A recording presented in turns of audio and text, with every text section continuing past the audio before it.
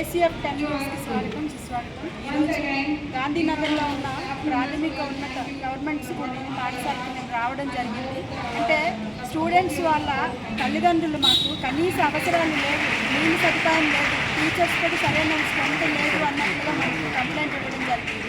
అయితే ఈ స్కూల్లో 420 మంది స్ట్రెంత్ ఉన్నప్పుడు కనీసం మెయింటెనెన్స్ ఎవరు మెయింటైన్ చేస్తున్నారో కూడా తెలియని పరిస్థితిలో ఈ గవర్నమెంట్ స్కూల్ ఉంది. కాబట్టి మేము ఇక్కడ ఎవరైతే దీనికి డొనేషన్ చేశారో ఈ వాటర్ విషయంలో కానీ ఈ బాత్రూమ్ విషయంలో కానీ స్థానికులుగా ఉన్నటువంటి శ్రీనివాస్ యాదవ్ గారు మరి డొనేషన్ చేసినప్పుడు దాని మెయింటెనెన్స్ ఎలా ఉండాలి, దాని గురించి మేము ఒకసారి తల్లిదండ్రుల కంప్లైంట్ మేరకు ఇక్కడికి రావడం జరిగింది.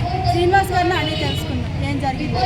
చెప్పండి ఏం లేదంటే యాక్చువల్లీ మేము ఇక్కడ ఇలా గవర్నమెంట్ ప్రోగ్రామ్ ఏదైతే చీరల పంపిణీ కార్యక్రమం ఉందో దానికి వచ్చాము.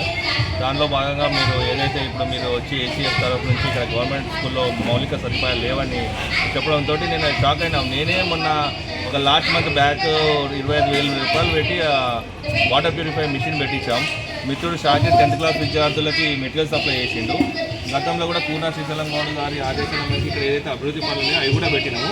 ఇప్పుడు ఆల్రెడీ నా దగ్గర శాంక్షన్ లెటర్ కూడా ఉంది. ఇప్పుడు ఆ బాత్రూమ్స్ కూడా శాంక్షన్ అయినాయి. ఇంకా వాటర్ అనేది ఇప్పుడు ఏదో వీళ్ళు హెడ్ మాస్టర్ వాళ్ళు చెప్పింది ఏంటంటే నల్ల కనెక్షన్ లేదు, ప్లస్ స్టోరేజ్ ట్యాంక్ ఏదైతే ఉందో వాటర్ వచ్చే స్టోరేజ్ ట్యాంక్ ఉండట్లేదు అని చెప్పి మేము అదే అడుగుతున్నాం సార్ని. కనీసం మీరు ఎవరైనా మీరు లెటర్ ఇస్తే దాని స్టోరేజ్ ట్యాంక్ ఏదైతే ఉందో అధికారులతో మాట్లాడి ఆ స్టోరేజ్ ట్యాంక్ కూడా చేయించి పిల్లలకి ఏదైతే వాటర్ ప్రాబ్లం ఉందో అది సాల్వ్ చేస్తామని సభగా చెప్తున్నాం.